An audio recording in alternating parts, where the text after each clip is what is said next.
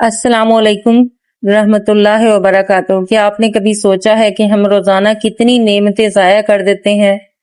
ایک مرتبہ رسول اللہ صلی اللہ علیہ وآلہ وسلم گھر تشریف لائے تو آپ نے زمین پر روٹی کا ایک ٹکڑا گرا ہوا دیکھا۔ آپ صلی اللہ علیہ وآلہ وسلم نے اسے اٹھایا، صاف کیا اور تناول فرمایا۔ پھر حضرت عائشہ رضی اللہ تعالی عنہا سے فرمایا، اے عائشہ، عزت والی چیز کی عزت کرو، کیونکہ جب اللہ تعالیٰ کسی قوم سے رزق واپس لے لیتا ہے تو پھر وہ آسانی سے واپس نہیں آتا۔ حدیث ہمیں سکھاتی ہے کہ کھانا صرف غذا نہیں بلکہ اللہ تعالیٰ کی ایک عظیم نعمت ہے۔ آج دنیا میں لاکھوں لوگ ایسے ہیں جنہیں ایک وقت کی روٹی بھی میسر نہیں، جبکہ ہم میں سے بہت سے لوگ روزانہ کھانا ضائع کر دیتے ہیں۔ یاد رکھیں، کھانے کی بے قدری کرنا نعمت کی ناشکری ہے، اور ناشکری نعمتوں کو ختم ہونے کا سبب بن سکتی ہے۔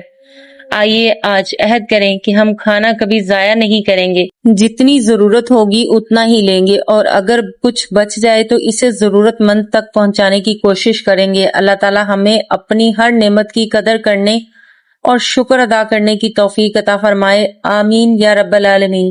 اگر یہ پیغام پسند آیا ہو تو ویڈیو کو لائک کریں، شیئر کریں، اور مزید خوبصورت احادیث پر مبنی ویڈیو کے لیے ہمارے چینل کو سبسکرائب کریں۔